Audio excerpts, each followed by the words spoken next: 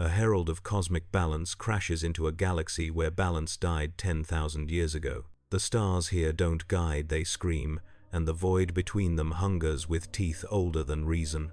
His power once served a devourer of worlds, but here, everything devours everything. So what happens when infinite energy meets a universe built on infinite suffering? The warp tear opened like a wound in the fabric of space, and from it poured light that had no place in the galaxy's dying age. It was neither the sickly green of Necrom technology, nor the bleeding crimson of daemonic incursion, but something older, something that carried within it the memory of stars birthed in kinder epochs. The light cascaded across the ash-choked atmosphere of Ethelon Prime, a death world whose only value to the Imperium lay in the promethium veins that threaded through its crust like frozen lightning. 7 million souls labored in the processing habs that clung to the equatorial ridges, their lives measured in quotas and the Emperor's cold benediction, and not one among them had ever seen anything like what descended through the poison clouds that morning. The figure emerged from the tear slowly, as though reluctant to enter this new reality, and the light seemed to gather around him like a cloak woven from the corona of dead suns. His form was humanoid, but impossibly perfect. Skin replaced by a metallic sheen that reflected the universe's light in ways that hurt to perceive directly. He stood upon a board that defied every principle of imperial gravitics, moving with fluid grace that suggested not technology but something closer to will made manifest. Below, in the processionary hab designated Sigma 77, 300 workers paused in their labors, staring upward through the reinforced viewports at what they could only interpret through the lens of their faith. Some fell to their knees, others wept. A few, those whose minds had been touched by the warp's chaos in ways too subtle for the ecclesiarchy to detect, began to scream.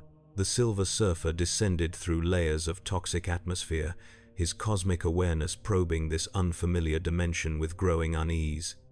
The power cosmic that suffused every atom of his being resonated strangely here, encountering currents of psychic energy that felt simultaneously ancient and malevolent. He had traversed countless realities in service to Galactus, had witnessed civilizations rise and fall across 1,000 galaxies, but never had he felt such pervasive wrongness. The very fabric of this space was diseased, infected with something that his senses interpreted as hungry consciousness, threaded through unreality itself. He reached out with his awareness, seeking to understand this new dimension's fundamental laws, and immediately recoiled. The psychic realm that humans here called the warp was no mere quantum substrate, but a roiling ocean of emotion and nightmare made manifest. Within it moved entities of such malevolence that even his cosmic-empowered mind struggled to comprehend their scope. 4 great presences dominated the psychic landscape, like tumors on reality's flesh, each one a god born from concentrated mortal suffering across 10,000 years. The surfer's board carried him lower, drawn by the concentration of human life below, despite his growing certainty that this had been a catastrophic miscalculation. The warp tear through which he had entered was already sealing, the dimensional breach that had pulled him from his own universe collapsing with a sound that registered in frequencies beyond human hearing. He was trapped here, at least until he could study the underlying physics enough to replicate the phenomenon in reverse. A voice crackled across the Vox network that connected every hab on Ethelon Prime, ancient speakers built into the walls of every structure, echoing the same words in High Gothic. All citizens are commanded to avert their eyes from the xenoform entity. Inquisitorial authority has been invoked. Any citizen who has witnessed the entity directly must report to sanctioning stations immediately for purity screening. This is not a request. This is the Emperor's will.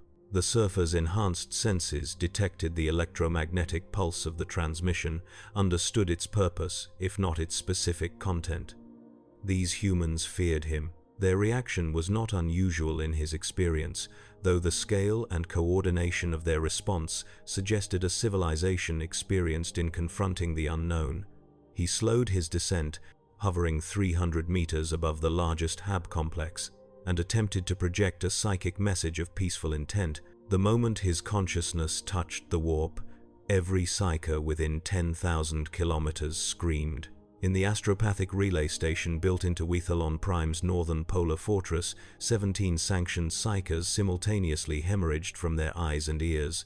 Their death screams were encoded by automatic systems and hurled into the warp, beacon messages of distress that would take weeks to reach the nearest segmentum fortress.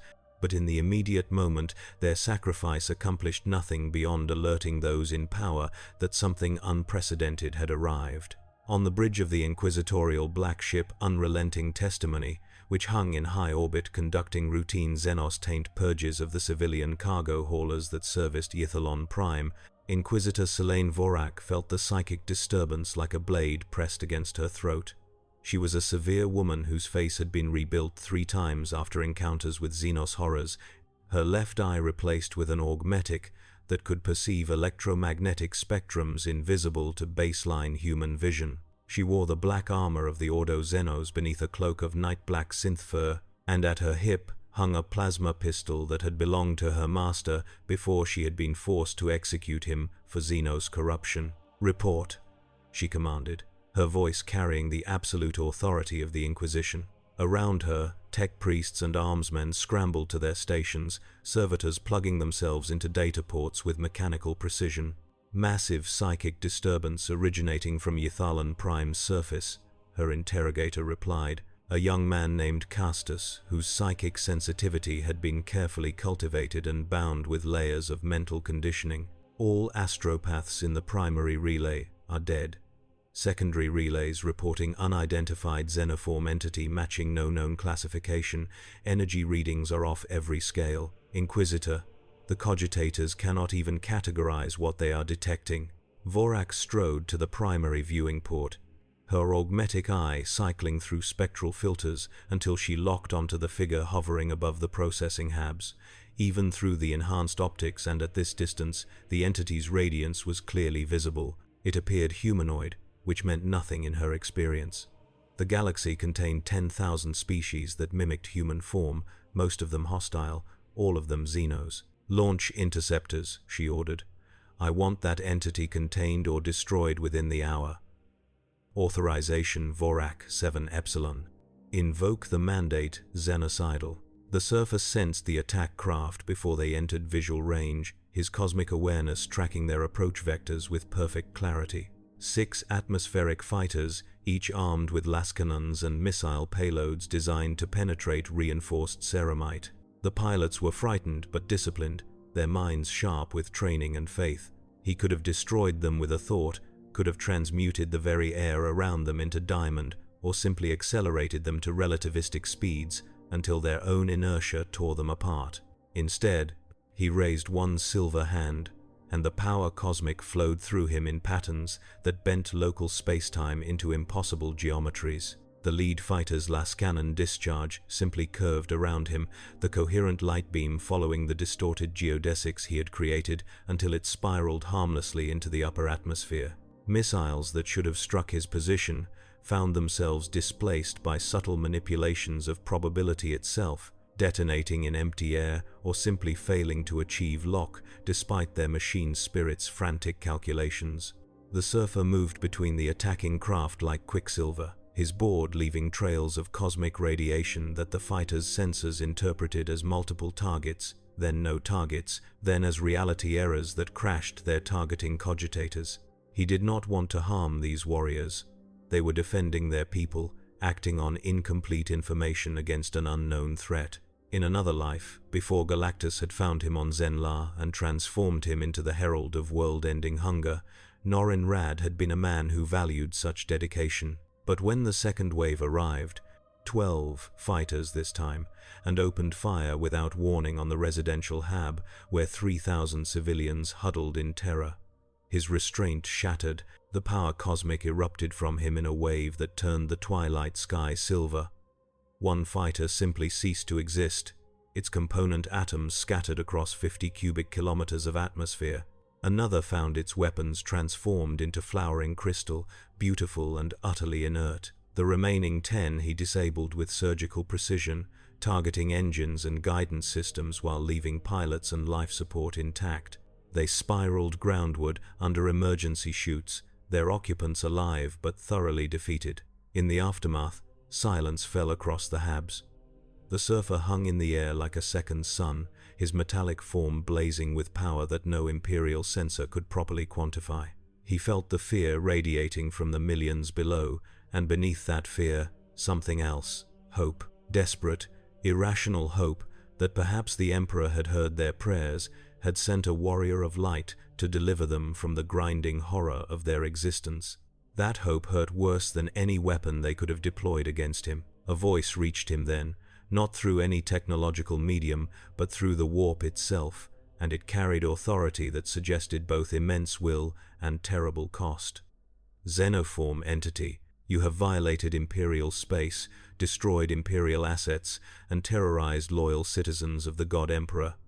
I am Inquisitor Seleni Vorak of the Ordo Xenos, and I invoke the mandate Xenocidal. Surrender immediately or face sanctioned extermination. The surfer turned his gaze skyward, toward the black ship that hung in orbit, like a splinter of night against the stars. His cosmic senses penetrated its hull, revealing corridors lined with cells containing psychers whose minds had been broken and rebuilt as weapons, chambers filled with esoteric xenocide weaponry, and at the ship's heart, a woman whose soul burned with absolute conviction. She would kill him if she could. She would die trying if she could not, and she would feel no hesitation about either outcome. He had known warriors like her before, had fought beside some, had been forced to destroy others when Galactus demanded worlds they protected.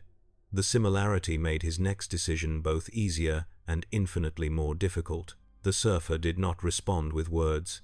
Instead, he dove toward the planet's surface, moving at velocities that made the fighters seem frozen in comparison. He needed time to understand this dimension's laws, to find a way home, and that required isolation from these humans who saw only threat in his presence. The Prometheum processing Habs blurred past him, and he descended into the vast industrial wasteland that lay beyond them, a region of ash plains and toxic runoff where no human could survive without environmental sealing. Behind him, alarms screamed across every Imperial facility on Ythalon Prime. Ahead, the wasteland offered only temporary refuge, and his cosmic awareness detected something else now, something that had begun moving the moment he entered this reality. In the depths of space beyond Ythalon Prime's system, something vast had turned its attention toward the sudden flare of exotic energy, a consciousness that was many and one, an appetite that had consumed 1,000 galaxies in its own right, felt the surfer's presence like blood in water. The Tyranids were coming. Hive Fleet Jormungandr, a splinter tendril of the Great Devourer that had been prowling the eastern fringe for decades, altered its course with the terrible purpose of absolute hunger. The surfer's energy signature resonated through the synaptic network that bound the fleet's billions of organisms into a single terrible will. Here was prey, here was sustenance, here was biomass that sang with power unlike anything the hive mind had previously encountered. 36 bioships began to accelerate toward Ythalon Prime, their void-adapted bodies distorting space with the sheer mass of their passage. They carried within their holds millions upon millions of Tyranid warrior organisms, each one a perfected killing machine, all of them unified in singular purpose. The surfer crouched in the shelter of a collapsed ore-processing facility, its walls half melted by some ancient industrial accident. His silver form cast eerie reflections on pools of toxic sludge, and he took the opportunity to extend his cosmic awareness in careful exploration of this dimension's underlying structure. What he discovered filled him with something approaching dread. This universe was dying, not in the entropic sense that all universes eventually faced, but actively, deliberately being murdered by the very forces that gave it life. The warp that underlay normal space was not merely dangerous, but fundamentally corrupted, a realm where emotion and thought had calcified into malevolent sentience. Every human soul in this galaxy fed that corruption with their suffering, their anger, their despair.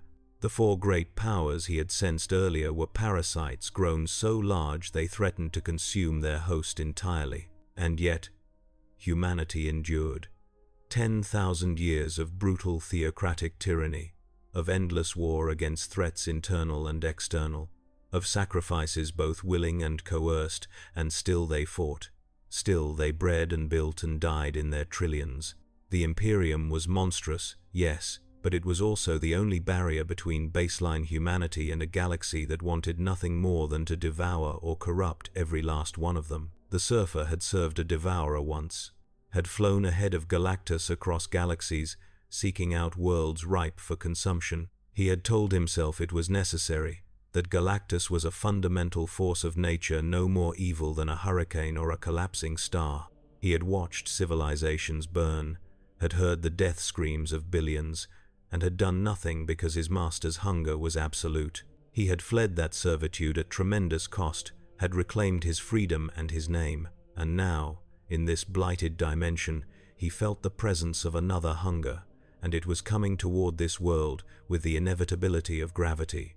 The Surfer rose from his crouch, his board materializing beneath his feet through an act of will made manifest through cosmic power. He could not leave. Not yet. The dimensional physics required study and preparation, and even his cosmic abilities had limits. But he could not simply hide while genocide unfolded around him. Before he could fully form his next thought, the ground erupted. Genestealers poured from tunnels that had not existed moments before, their four arms ending in talons sharp enough to carve ceramite. These were not the vanguard of the incoming hive fleet, but something else. Cult organisms seeded by previous Tyranid incursions, lying dormant beneath the world's surface until triggered by the Surfer's presence. They moved with terrible coordination, a dozen organisms attacking from precisely calculated angles, their alien intelligence unified by synaptic communion. The Surfer met them with power that turned flesh to vapor. Cosmic energy erupted from his hands in precise lances, each one calculated to destroy a target without causing collateral damage to the surrounding structures that might still contain salvageable information. Genestealers died, their chitin armor providing no protection against forces that could rearrange matter at the molecular level. But for every one that fell, 3 more emerged from the toxic earth, and the Surfer realized with cold certainty that these were merely the opening movement of a much larger assault. The ground beneath him began to writhe. The ash plains themselves were transforming, infected flesh spreading through the lifeless soil like cancer. Capillary towers erupted skyward, biological structures that began vomiting spores into the atmosphere. The Tyranids were not coming. They were already here. In orbit, Inquisitor Vorak watched the biology's readings with expression that betrayed no emotion, even as her mind calculated the escalating catastrophe. The Xenoform entity has triggered a Genestealer cult emergence, she stated, her voice cutting through the bridge's sudden chaos. Magos, what is our orbital bombardment capacity? The tech priest serving as her fleet liaison responded in binaric cant overlaid with Gothic translation. Lance batteries fully charged, cyclonic torpedo tubes loaded. However, Inquisitor, the Prometheum reserves in the equatorial habs represent significant Imperial assets. Destruction would require segmentum-level authorization. Then we evacuate what we can and authorize immediate exterminatus protocols, Vorak replied without hesitation. I will not allow a Tyranid foothold to establish on an Imperial world within my jurisdiction. Begin evacuation of critical personnel. Target the processing habs for precision lance strikes. Everything else burns. Castus, her interrogator, stepped closer, his voice low. Inquisitor, there are 7 million souls on that world. There were 7 million souls, Vorak corrected coldly. The moment Genestealer cult corruption manifested, they ceased to be Imperial citizens and became Xenos infrastructure. We are not murdering millions. We are performing strategic amputation before the infection spreads. Now relay my orders. The Surfer felt the change in the orbital ship's stance, detected weapons charging that carried the capacity to crack a planet's crust. He understood the mathematics of the decision, could perceive the cold logic that weighed millions of lives against potential billions consumed by unchecked Tyranid expansion. But understanding did not require acceptance. He accelerated skyward, leaving a silver contrail through the toxic atmosphere, and the planet fell away beneath him with dizzying speed. Genestealers that had been pursuing him found themselves suddenly alone, their prey vanished between one heartbeat and the next. The surfer's cosmic awareness stretched before him, mapping the orbital ship's exact position and the configuration of its weapons. The lance batteries fired just as he broke through the upper atmosphere, coherent energy beams designed to penetrate void shields and boil away fortress walls. The surfer wove between them, his board responding to thought faster than any machine spirit, and the beams carved through empty space to dissipate against Ethelon Prime's already dying surface. Vorak watched the entity approach her ship with something approaching respect. It moved with precision that suggested either supernatural awareness or computational abilities beyond even the most sophisticated cogitators. When it stopped 3 kilometers from her ship, hanging in the void with no visible means of support or life-sustaining equipment, she made a decision that her colleagues would have called heretical had they witnessed it. "Open communications," she commanded. "Standard xenolinguistic protocols. If that thing has intelligence, I want to speak with it." The tech priests complied, and a multispectral transmission burst from the unrelenting testimony, containing mathematical proofs, symbolic imagery, and lingua technis designed to establish common ground with alien intelligence. The surfer received the transmission, passed its contents through his cosmic consciousness, and understood both the offer and the ultimatum beneath it. These humans wanted to talk, but only so they could better understand how to kill him. Still, talk was preferable to immediate violence, and perhaps he could convey the magnitude of the threat approaching from deep space. He reached out with the power cosmic, shaping electromagnetic fields into a transmission that their systems could decode. His voice, when it emerged from the unrelenting testimony's Vox system, carried harmonics that no human throat could produce. "I am not your enemy. I did not come to this dimension by choice. And if you destroy that world, you only delay the threat that approaches, not eliminate it." On the bridge, every human present made the sign of the Aquila across their chests, a reflexive warding gesture against Xenos corruption. Vorak stepped forward, her augmetic eye focusing on the silver figure suspended against the stars. "You speak Gothic. That means either you have psychic abilities capable of extracting linguistic information from human minds, or you possess technology sophisticated enough to decode our language within minutes of first contact. Either explanation marks you as a threat of the highest magnitude." "I speak through universal translation," the surfer replied, the words simplified through layers of interpretation. "My nature is not easily explained within your conceptual framework. I am called the Silver Surfer. I was transformed by a being of immense power to serve as herald across galaxies. I have been attempting to escape that servitude for longer than your Imperium has existed." "Heretic sorcery," Castus breathed beside Vorak, but she silenced him with a gesture. "You claim to be a slave," she said, her voice heavy with suspicion that had been earned through decades of encountering Xeno's lies. "Yet you wield power capable of destroying Imperial assets. You disrupt the warp's currents merely by existing, and now you attempt to prevent justified exterminatus protocols against confirmed Genestealer cult infestation. Explain why I should not order your immediate destruction." The surfer felt the woman's determination like physical pressure. She was not cruel, he realized, merely operating within parameters that her experience had proven necessary. In her place, having witnessed whatever horrors had shaped her, he might have made similar calculations. "The infestation you detected was triggered by my presence. I carry energy that attracts predatory consciousness. But that infestation is trivial compared to what approaches from beyond your system's edge. A fleet of biological ships, millions of organisms unified in single purpose. They sensed my arrival and are coming to consume everything on that world and everyone aboard your vessel." Vorak's expression did not change, but her augmetic eye shifted through spectral filters as she processed the claim. "You are describing tyrannid behavior. How does a xenoform from outside our galaxy possess knowledge of tyrannid threat doctrine?" "I perceive patterns," the surfer replied. "I have encountered countless predatory species across dimensions. The consciousness approaching has specific characteristics. It is hungry, it is vast, and it will not stop until nothing remains. For a moment, silence dominated the bridge. Then Vorak turned to her cogitator servitor, speaking rapidly in clipped Gothic. Run deep void auger scans on all approach vectors. Priority Alpha, I want confirmation within 5 minutes. The servitor plugged directly into the ship's sensor array, its biological components processing data at speeds that would have killed an unaugmented human mind. When it spoke, its voice carried the flat effect of something only partially alive. Massive gravitic distortions detected at system edge.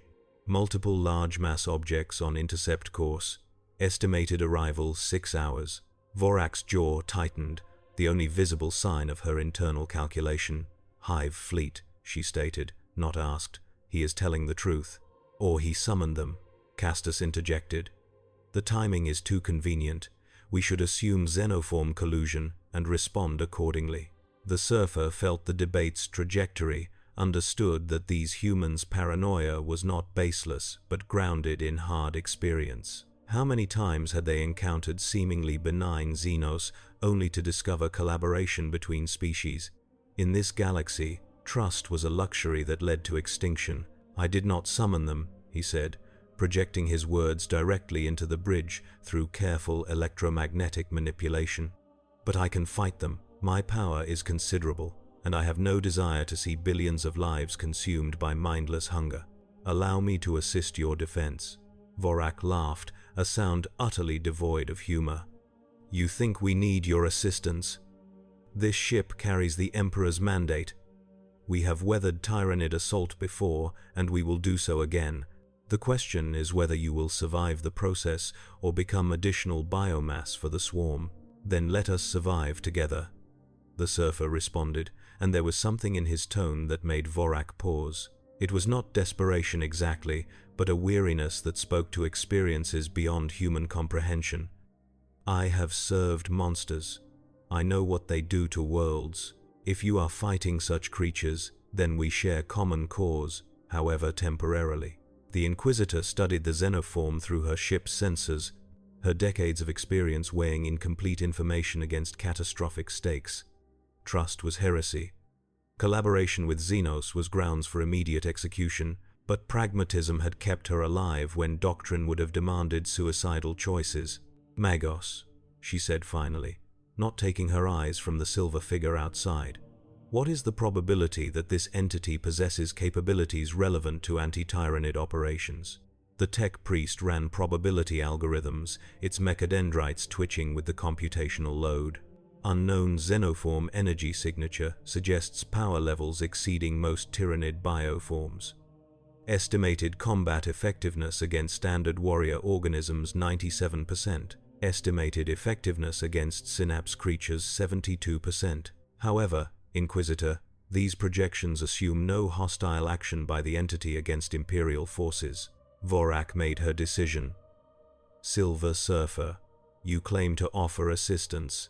Then prove it. The planet below is already lost, but we have 6 hours to evacuate critical personnel and infrastructure before the Hive fleet arrives. You will assist in evacuation operations under direct supervision of my armsmen. Any action interpreted as hostile will result in immediate sanctioning. Do you accept these terms? The surfer considered the proposal. It was not trust, barely even an alliance, but it was an opening. And if he could save some lives while studying this dimension's peculiarities, perhaps he could find both purpose and a path home. I accept. Then approach to 500 meters and await boarding shuttle, Vorak commanded. And Surfer, if you betray this arrangement, I will spend my last breath ensuring you die with me.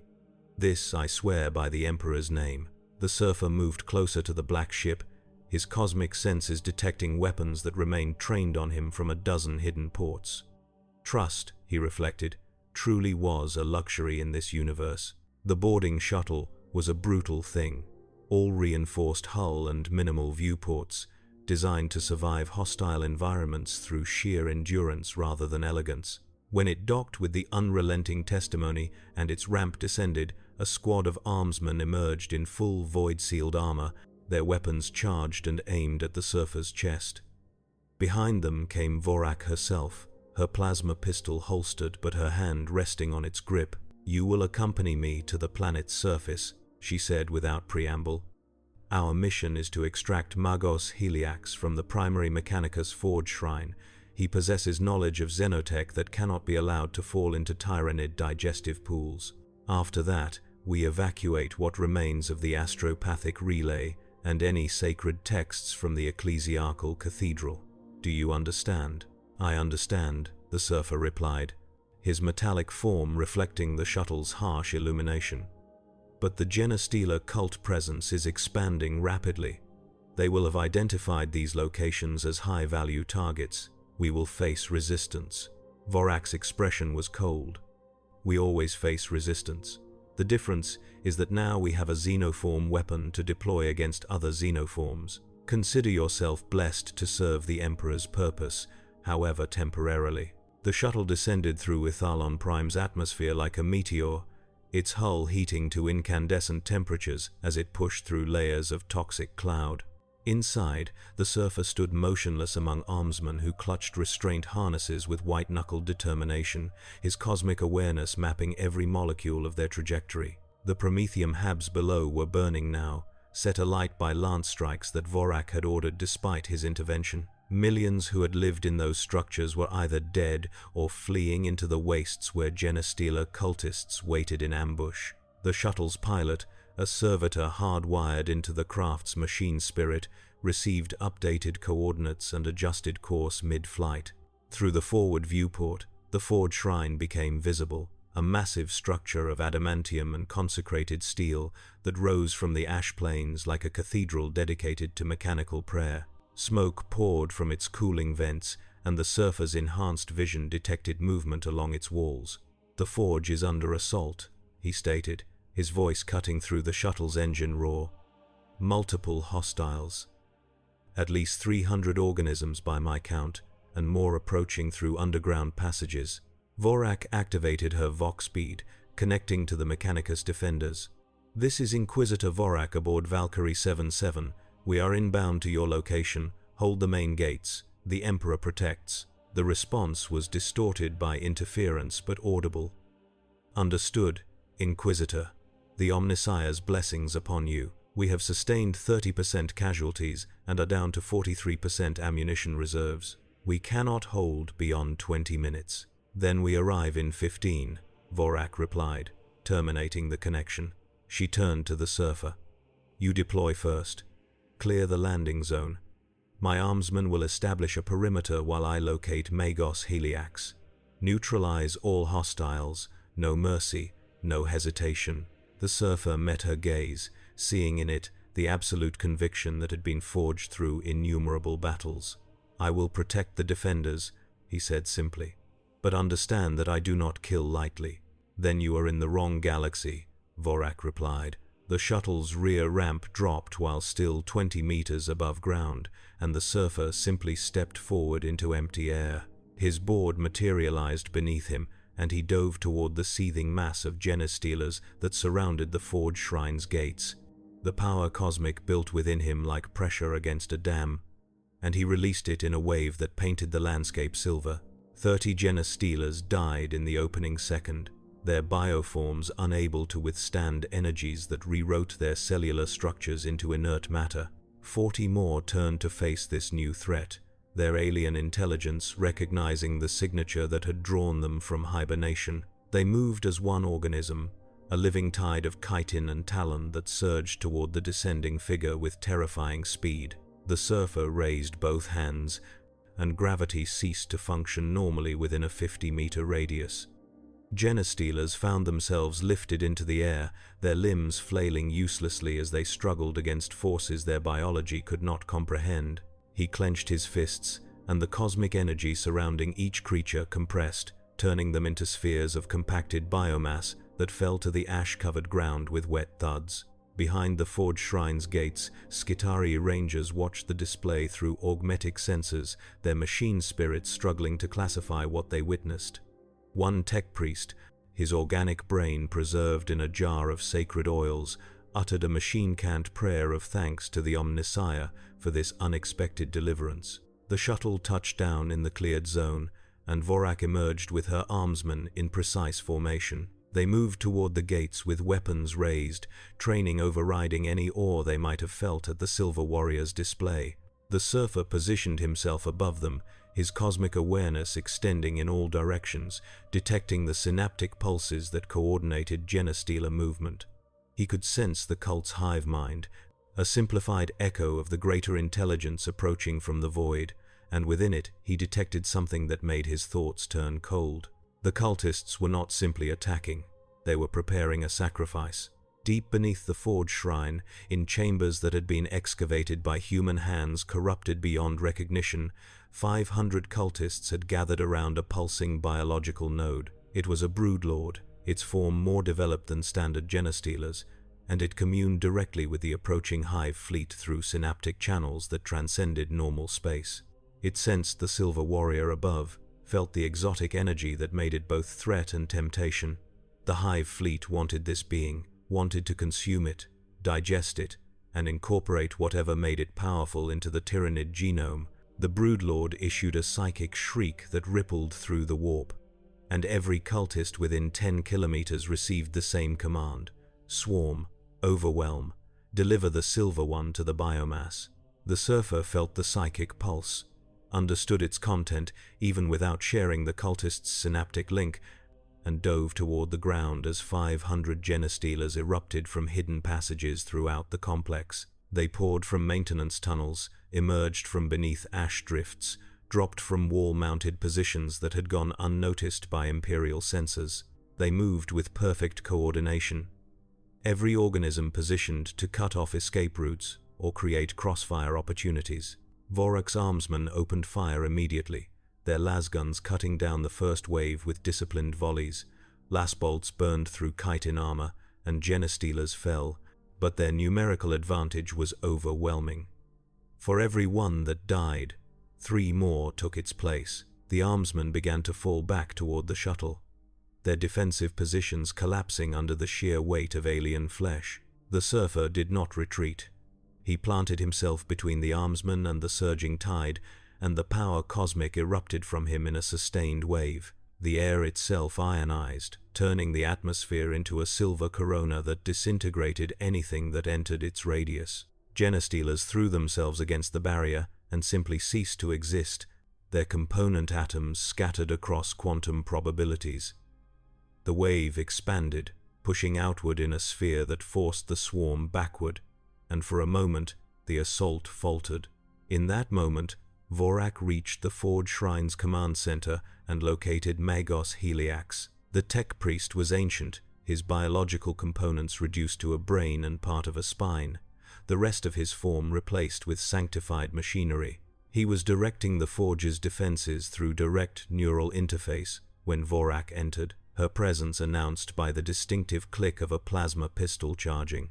Magos Heliax, I am Inquisitor Vorak. You are being extracted under inquisitorial authority. Gather your most critical data cores and come with me immediately. The tech priest's mechanical voice carried no emotion, only acknowledgement of tactical reality.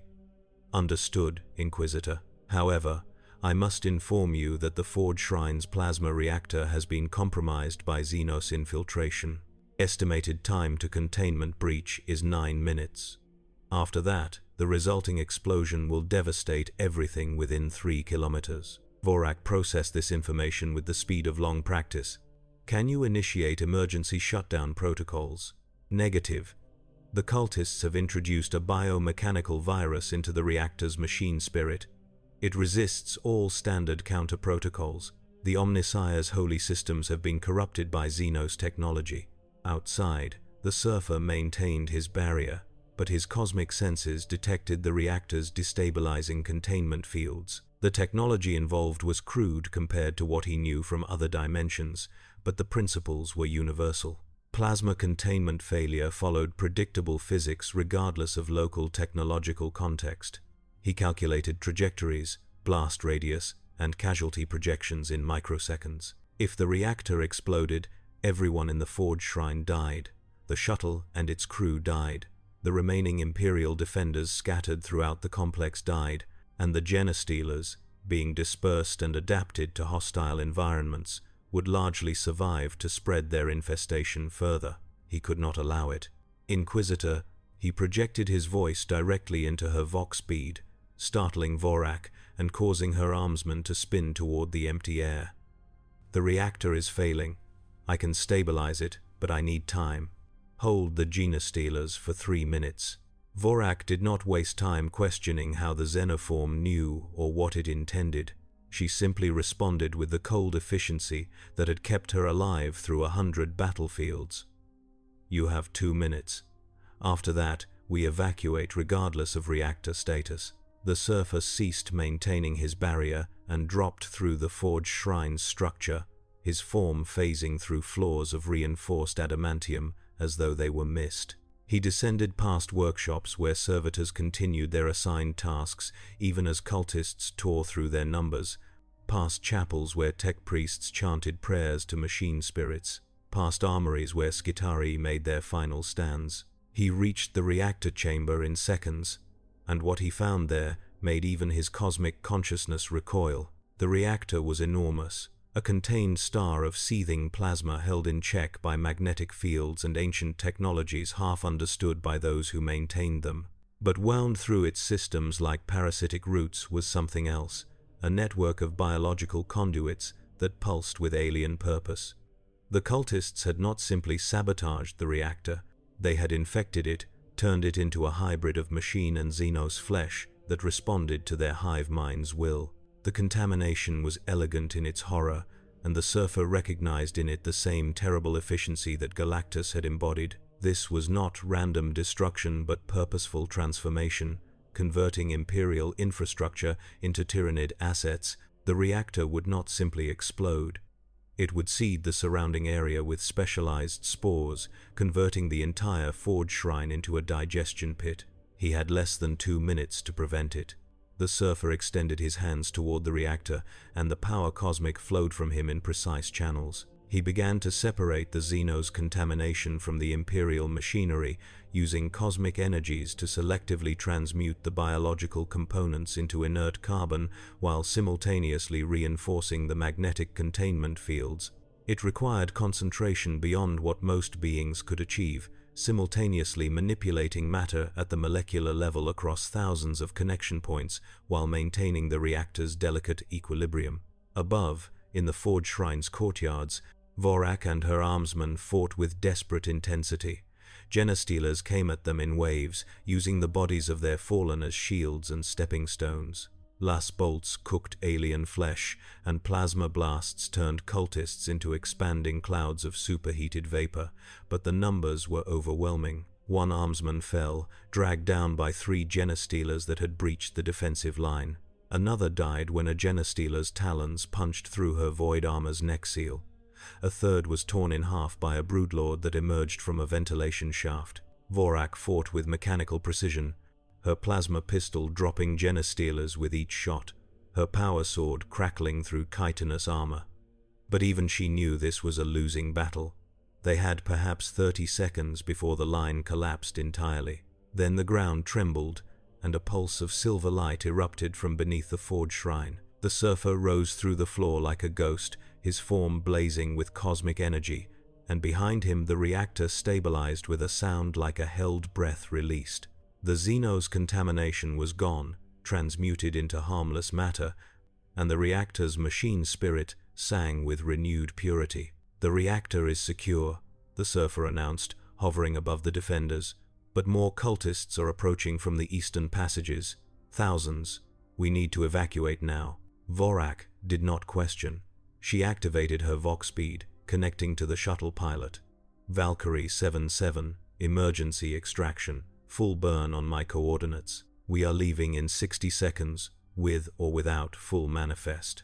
The shuttle's engines roared to life, and it lifted from the landing zone, rotating to present its armored troop bay toward the Forge Shrine's gates. Vorak's remaining armsmen fell back in controlled retreat, laying down suppressing fire that kept the Genestealers at bay for precious seconds. Magos Heliax, clutching a data core containing decades of xenotech research, moved with the jerky speed of ancient servo motors toward the extraction point. The surfer covered their retreat, erecting barriers of solidified air that forced the genestealers to find alternate routes.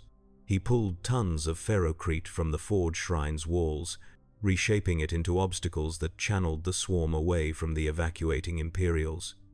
He transmuted the ash beneath pursuing cultists into quicksand that swallowed them by the dozen. The defenders reached the shuttle, and Vorak counted heads with the grim efficiency of someone who had performed this ritual too many times. 7 armsmen dead, 14 wounded, 1 Magos secured, acceptable losses by Imperial standards. "Surfer," she called over the vox, "you are cleared for extraction." The silver warrior turned to face the forge shrine one last time. His cosmic awareness detected the thousands of cultists that still swarmed through its corridors, the corrupted humans who had fallen to Xenos' influence and now served only alien hunger. In his own dimension, he had seen civilizations fall to corruption, had watched helplessly as worlds burned to fuel Galactus's appetite. Here, in this grim future, he had been given a chance to save something, however small. But he also felt the approaching hive fleet, its presence in the void growing stronger with each passing moment. Millions of organisms, all unified in singular purpose, all hungry beyond mortal understanding.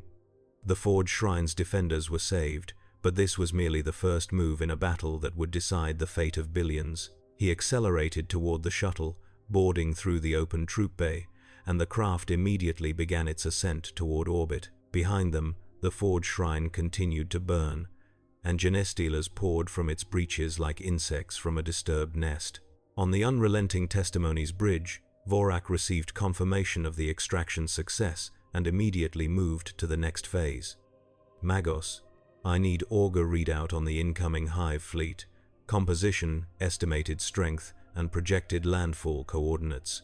The ship's tech priest manipulated hololithic displays, and a 3-dimensional representation of the system's edge appeared. 38 distinct bioship signatures, each one massive enough to carry millions of organisms.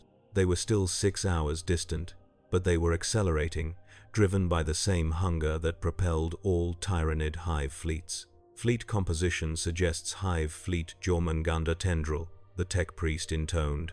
"Notable for preference for subterranean assault vectors and extensive use of spore mine screens. Estimated total organism count exceeds 500 million. Inquisitor, the planet cannot be defended with current assets."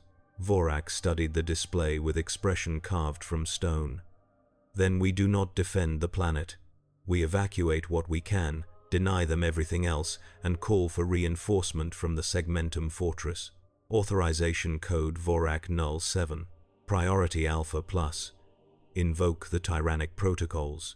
The astropathic message was already being prepared, its psychic encoding designed to pierce the warp's tumult and reach the nearest Imperial battle groups.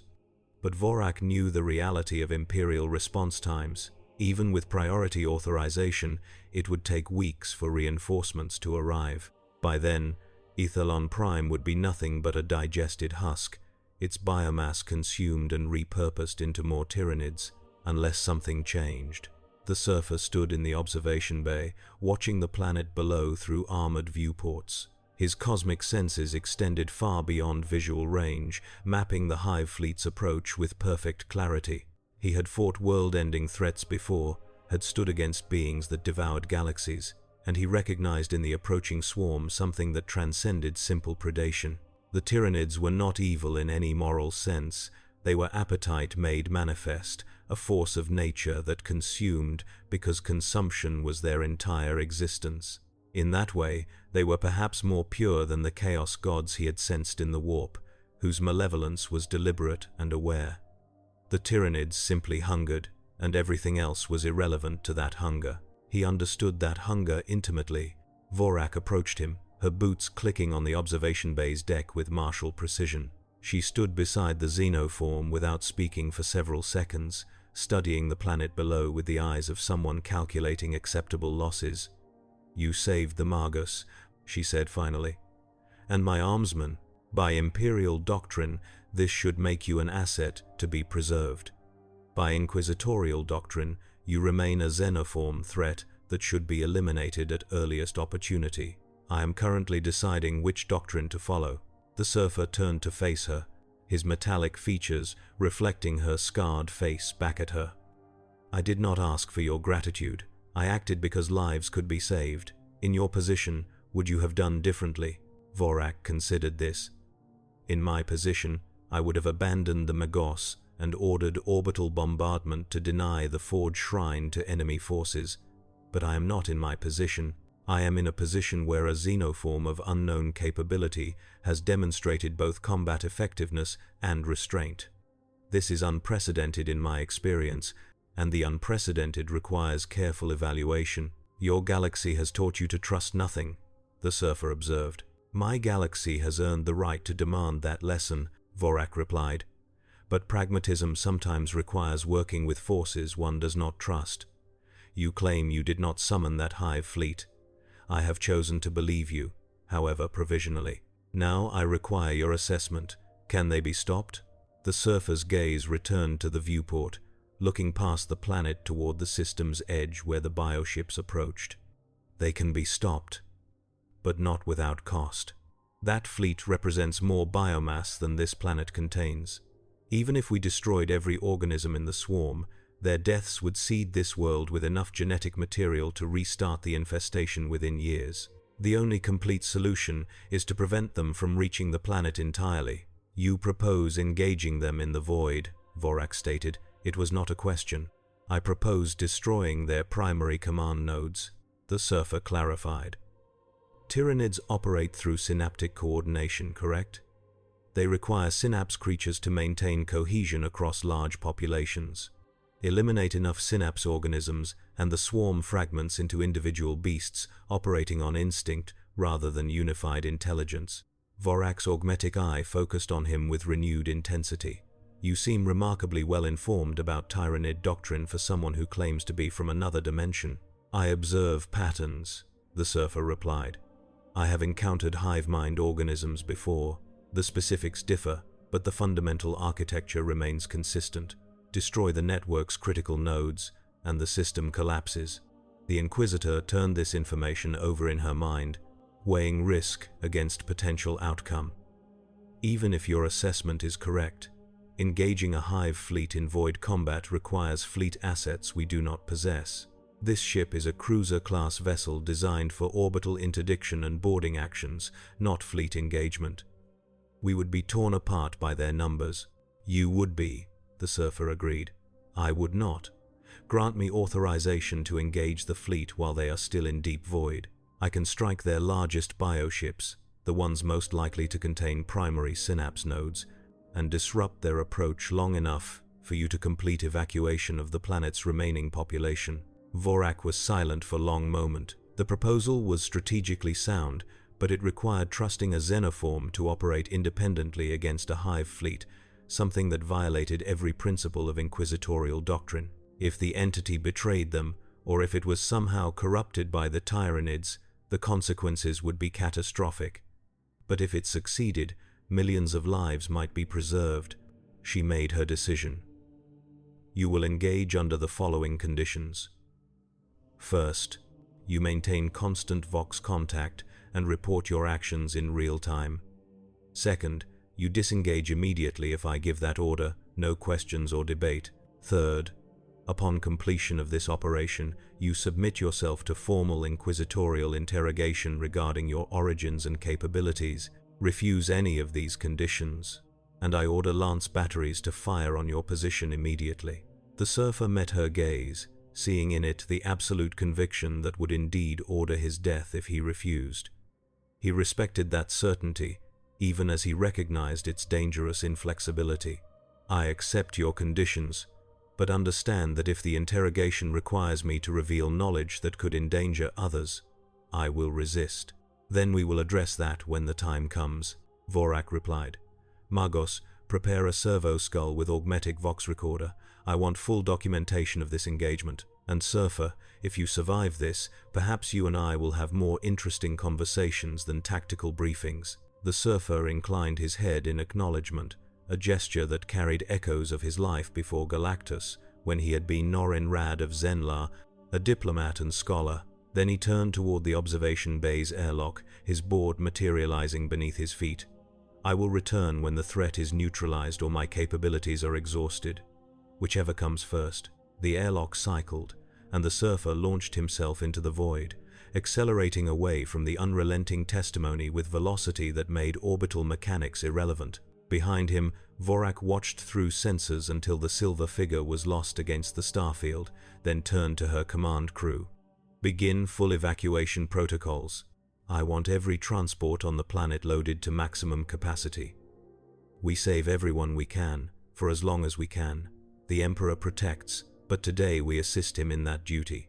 The surfer cut through space like a knife through water, his cosmic awareness mapping the void around him with perfect clarity. The system's edge was still hours away at conventional speeds, but he was not constrained by conventional limits. He pushed harder, manipulating local spacetime to create a corridor of compressed distance, and the hours collapsed into minutes.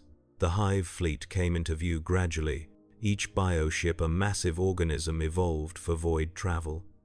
They moved through space on gravity currents and bioplasma expulsions, their forms distorting the starlight with their sheer bulk. The surfer counted 38 distinct vessels, each one carrying millions of organisms in their holds, and his cosmic senses detected the synaptic web that bound them into unified purpose.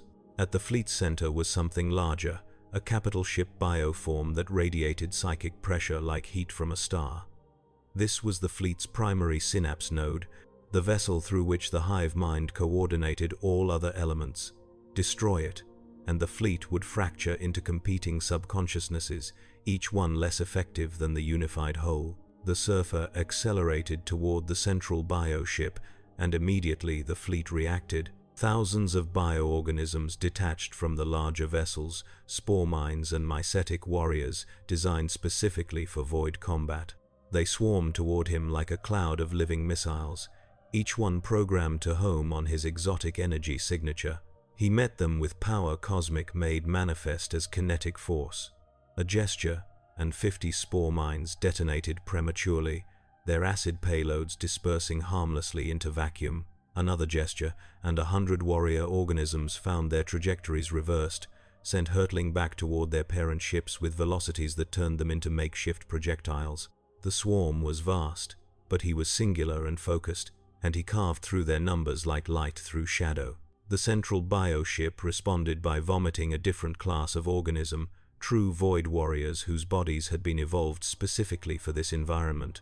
They were massive, each one the size of a land raider, their carapaces studded with bioplasma weapons and reinforced against vacuum. They accelerated toward him on jets of expelled biomatter, and he felt their synaptic coordination as they triangulated firing solutions. The first volley of bioplasma washed over him like liquid fire, but the power cosmic shielded him, creating a bubble of normalized spacetime where the plasma could not reach. He retaliated by extending his will outward, seizing the Void Warrior's momentum and amplifying it 1,000-fold. They shot past him at relativistic speeds, unable to adjust their trajectories, and collided with smaller bioships in explosions that registered across every spectrum. But for every organism he destroyed, 10 more emerged from the fleet's holds. The Tyranids had evolved through billions of years to be the most efficient predators in their galaxy, and they were learning from each failed attack. The Void Warriors began coordinating their approaches, using feints and crossfire patterns that forced the surfer to divide his attention. Spore mines detonated in sequences designed to drive him toward waiting ambushes. The bioships themselves began maneuvering, using their bulk to create gravitational corridors that funneled him toward concentrated fire. The surfer recognized the adaptation, respected it even, and shifted his tactics. He ceased fighting the swarm directly and instead focused on the space between the bioships. The power cosmic allowed him to manipulate fundamental forces, and he began creating gravitational anomalies, localized points where space-time curved in ways that disrupted the Tyranids' coordination. Bioships found their trajectories bent away from each other, increasing the distances the swarm organisms needed to travel. Synaptic signals that should have coordinated the fleet in real time began experiencing lag as he warped the space through which they propagated. The hive mind recognized the threat and committed its most dangerous assets. From the central bioship emerged 3 hive tyrants, each one a synapse creature of immense power, their forms adapted for void combat and psychic assault. They were massive, their carapaces gleaming with metallic chitin, their psychic presence hammering against the surfer's consciousness like battering rams against a gate. One tyrant unleashed a psychic scream directly into the warp, a howl of hunger and rage that resonated across dimensions. The surfer felt it like pressure behind his eyes, a wave of alien consciousness attempting to overwhelm his thoughts with pure appetite. He resisted, but the effort required concentration that left him vulnerable to the second tyrant's physical assault. The creature closed distance with terrifying speed, its form wreathed in bioplasma that it expelled from organic vents. It carried weapons that were part of its own body, massive talons that could cleave through tank armor, and it swung them at the surfer with force enough to shatter ceramite. He blocked with barriers of solidified cosmic energy, but the impact sent him tumbling backward through the void. The third tyrant capitalized on his disorientation, unleashing a barrage of bioweapons from organs embedded throughout its body. Projectiles that were part seed, part missile tore through space toward him, each one containing enough acid to dissolve a meter of reinforced hull. The surfer phased through the barrage, rendering himself temporarily intangible, but the effort required precise timing and split-second decisions. He was fighting on 3 fronts simultaneously, maintaining gravitational distortions to disrupt the fleet's cohesion, resisting psychic assault that hammered at his consciousness, and engaging 3 of the most dangerous organisms the Tyranids could deploy. It was combat at a scale and intensity that would have overwhelmed most beings, but the surfer had fought herald battles before, had stood against threats that ended civilizations. He gathered the power cosmic within himself, compressing it down to a single point at his core, then released it in an omnidirectional pulse. Silver light exploded outward in a sphere that encompassed cubic kilometers of space, and everything within that sphere experienced the fundamental forces of physics becoming temporarily negotiable. The 3 hive tyrants found gravity reversing, pushing them away from the surfer with force that exceeded their biothrusters' ability to compensate. Spore mines detonated as their internal chemistry was disrupted by shifting electromagnetic constants. Void warriors simply came apart as the molecular bonds holding their chitin together ceased to function. In the aftermath, a sphere of empty space surrounded the surfer, and the hive fleet's advance had been disrupted across 3 light seconds of void. It was not victory, merely breathing room, but it was enough for him to focus on the primary objective. The central bioship loomed before him, its bulk blocking stars from view. It was wounded now, chunks of its biohull torn away by the collateral damage of the surfer's assault, but it lived, and within it the primary synapse node continued coordinating the fleet. He accelerated toward it, pushing his speed to limits that bent space around him, and the bioship's defenses opened fire with every weapon its evolution had provided. Bioplasma washed over him in torrents. Living missiles exploded against his cosmic shields. Tendrils that were part weapon, part appendage lashed out from the bioship's hull, seeking to entangle and draw him into digestive chambers. The surfer wove through the barrage with movements that blurred the line between flight and teleportation, his board responding to thought faster than nervous systems could fire, and he closed the final distance in seconds. He struck the bioship's hull with both hands, and the power cosmic poured from him directly into the living vessel. But instead of simply destroying it, he did something more surgical. He followed the synaptic pathways that threaded through the bioship's nervous system, tracing them back to their source like following electrical wiring to a power plant. He found the primary node, a massive ganglion of specialized brain tissue that coordinated the fleet's collective intelligence, and he severed every connection it possessed to the outside universe. The effect was immediate and catastrophic. Across the hive fleet, bioships lost synchronization. Void warriors that had been moving in perfect coordination suddenly found themselves operating on autonomous protocols, each one making individual decisions that conflicted with their neighbors.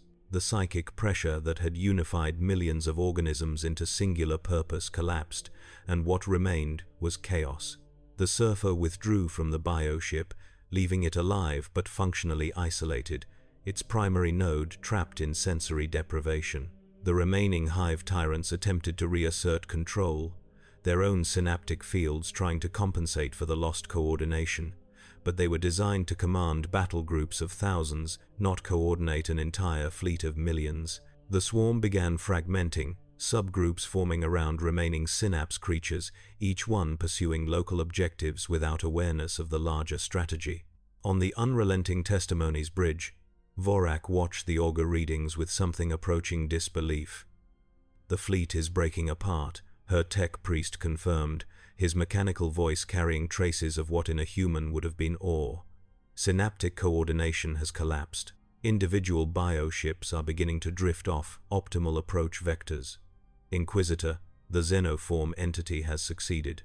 Vorak activated her vox bead, connecting to the servo skull that was tracking the surfer's engagement. "Silver Surfer.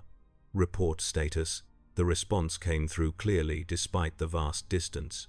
"Primary synapse node neutralized. The fleet is fragmented but not destroyed. Individual bioships remain capable of reaching the planet, but they will do so in uncoordinated waves rather than unified assault. This provides opportunity for systematic elimination." "Understood," Vorak replied. "Return to the testimony for resupply and tactical reassessment. You have earned a respite." But the surfer did not return immediately. His cosmic awareness had detected something during the assault on the central bioship, a presence that disturbed him more than the raw physical threat the Tyranids represented. There was intelligence behind the hive fleet, true, but it was more than simple instinct or evolved programming. There was something watching through the swarm's collective eyes, something vast and ancient that resided in the spaces between galaxies. He had felt this kind of presence before. Galactus himself carried such weight of consciousness, the awareness of a being that existed on scales beyond normal comprehension. The entity coordinating the Tyranids was similar, a hunger given form and purpose across millions of light years, and it had noticed him.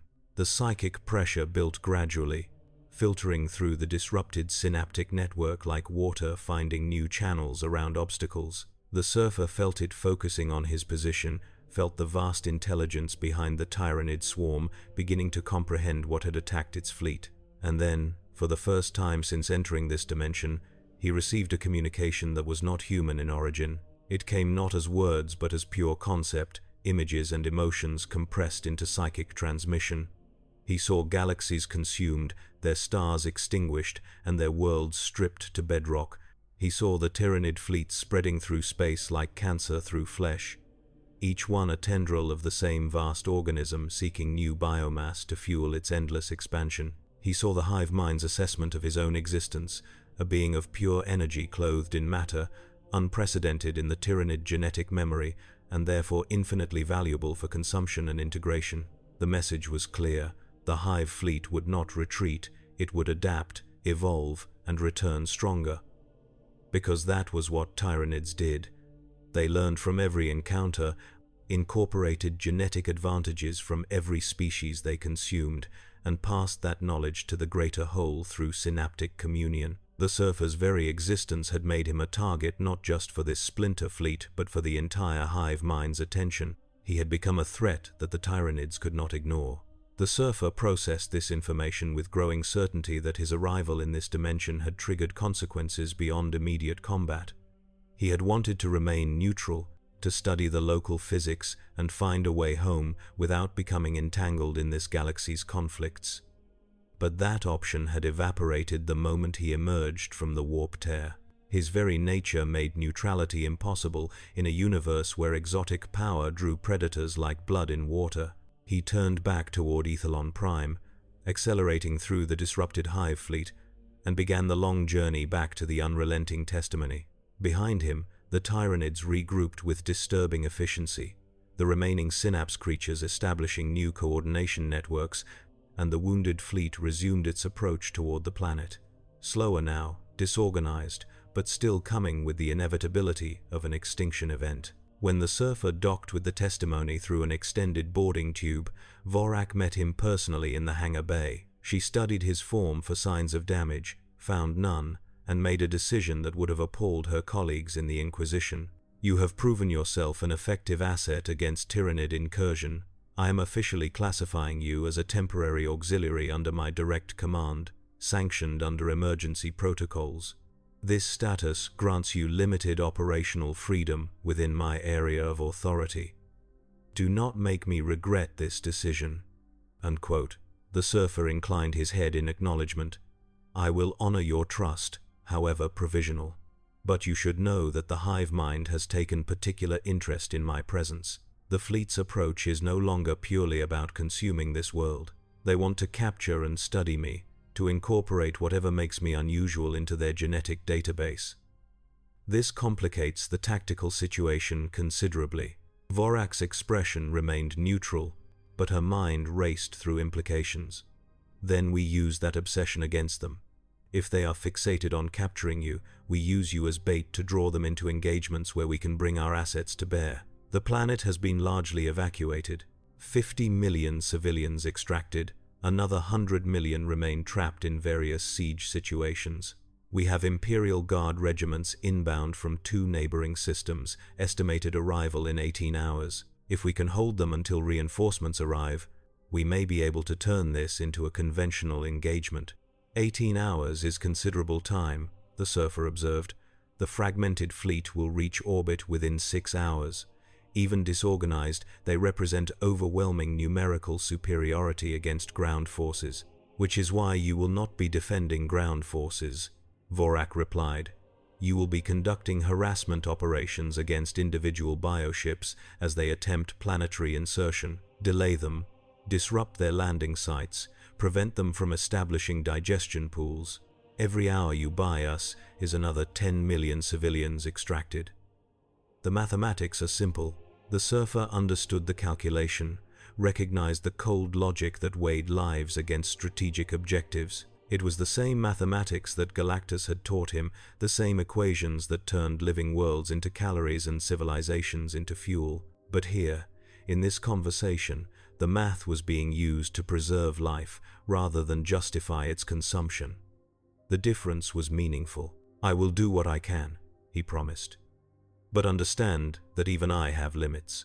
The power cosmic that sustains me is vast but not infinite. Each engagement drains reserves that require time to replenish. If the assault continues long enough, I will eventually become vulnerable." Vorak accepted this with a nod. "Then we allocate your capabilities as efficiently as possible. The Magos has been analyzing the auger data from your void engagement. He believes he has identified the Tyranid bioships most likely to contain significant synapse organisms. We prioritize those targets. You destroy their coordination capacity. We handle the cleanup with conventional assets." It was a sound strategy, and the surfer agreed to it. But as he moved through the testimony's corridors toward the quarters Vorak had assigned him, his thoughts turned to larger patterns. This battle would be won or lost based on logistics and timing. But what came after?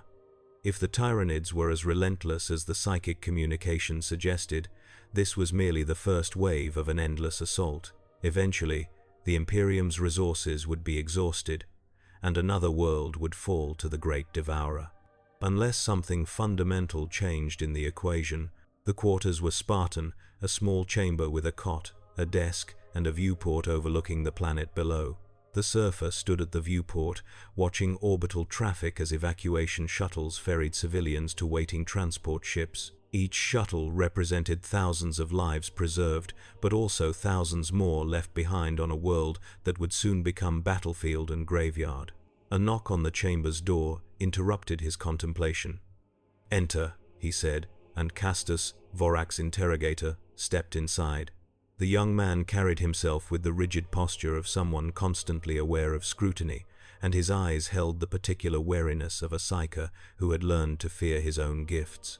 "Inquisitor Vorak asked me to debrief you regarding the psychic communication you mentioned receiving from the hive mind," Castus said without preamble. "I possess training in xenopsychic threat assessment. If you are willing, I would like to understand what you experienced." The surfer studied the young man, his cosmic senses detecting the carefully constructed mental barriers that protected Castus from the warp's corrupting influence. He was simultaneously powerful and fragile, a weapon that could turn against its wielder if not constantly monitored. I am willing, but understand that what I perceived may not translate well into human conceptual frameworks. Castus activated a data slate, his fingers moving across its surface with practiced efficiency. Begin with the moment you first detected the communication.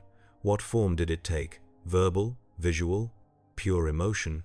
Conceptual, the surfer replied. Images compressed into single thoughts. I saw the hive mind's purpose, its history of consumption across galaxies. I saw its assessment of my existence as unprecedented genetic material, and I felt its hunger, not as emotion but as fundamental drive, like gravity or entropy. Castus recorded this, his stylus scratching against the data slate's surface. Did you detect any individual intelligence behind the communication, or was it purely collective consciousness? Both, the surfer said after consideration. There was collective awareness, yes, but also something more, an overarching intelligence that exists beyond the individual organisms. It was similar to beings I have encountered in other dimensions, entities that operate on cosmic scales. The interrogator looked up sharply. You refer to your former master, the entity you called Galactus. Yes, though the hive mind's hunger is less discriminating. Galactus consumed worlds to maintain cosmic equilibrium, necessary destruction in service to larger balance. The Tyranids consume because consumption is their totality. They are appetite without purpose, hunger without end. Castus was quiet for a moment, processing this. The Imperium has fought Tyranids for centuries. We have developed extensive doctrine regarding their behavior, their biology, their tactical patterns. But we have never successfully communicated with the hive mind itself. The fact that it reached out to you suggests you represent something significant in its perception. I represent a threat, the surfer clarified. I disrupted its primary coordination node and fragmented the fleet's cohesion. The hive mind adapts to threats by incorporating them. It will study my capabilities, develop countermeasures, and pass that information to other tendrils through synaptic communion. Every engagement makes the Tyranid stronger, not weaker. This was information that made Castus visibly uncomfortable. Then every victory is also a defeat. We teach them how to fight us by fighting them. Yes, it is the fundamental paradox of combating hive mind organisms. They learn from failure faster than individual species can adapt to success. The interrogator set down his data slate, his expression troubled. Then how do we win? If every engagement strengthens them, what strategy provides permanent victory? The surfer had no answer that would satisfy the young psyker, because the truth was bleak. You do not win, you endure. You make the cost of consumption so high that they seek easier prey elsewhere. But this is not victory, merely survival. And survival is not sustainable against infinite hunger. Castus nodded slowly, accepting the grim assessment with the fatalism that characterized imperial thought. Then we endure for as long as the Emperor grants us strength. This is the burden of humanity in this galaxy. After the interrogator left, the surfer remained at the viewport, watching the planet below. His thoughts turned to Galactus, to the years he had spent as herald, seeking out worlds suitable for his master's consumption. He had told himself it was necessary, that the alternative was the universe's heat death, that individual tragedies were acceptable in service to cosmic survival. He had been wrong. Or perhaps he had been right, but the rightness had come at a cost he could no longer bear. Either way, he had fled that servitude, had fought to reclaim his identity as Norin Rad, and had sworn to never again be complicit in extinction-level destruction. And now he found himself in a dimension where extinction was not eventual but immediate, where every inhabited world lived under the shadow of threats that made Galactus seem almost merciful by comparison. The Tyranids, chaos. The Necrons, stirring in their tomb worlds. The Orcs who bred wherever war raged. This galaxy was apocalypse-made geography, and humanity's only response was to build monuments to suffering and call it civilization.